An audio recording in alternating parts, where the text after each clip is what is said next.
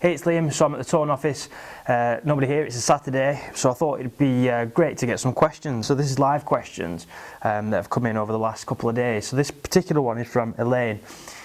Elaine asks, could you explain more the concept of valuing your time? So this is a concept I spoke about in the Building an Outsourced Team book. So it's really important to understand how many hours you'd like to work in a week and how much you would like to earn, because that really gives you the amount of money that per hour your time is worth. So when assessing whether to outsource a particular task, you really need to look at how much it's going to cost you versus how much your time is worth. So if you are going to add a blog post to your site, you know that it's going to take you half an hour perhaps to find the image, to upload it, to publish it, to share it on social media.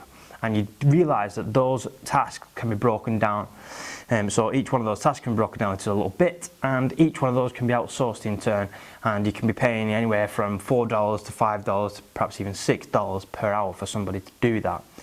But what you find is that that whole process is taken completely away from you, and it might cost you $10 to execute, versus how much it would otherwise cost you in your profit time.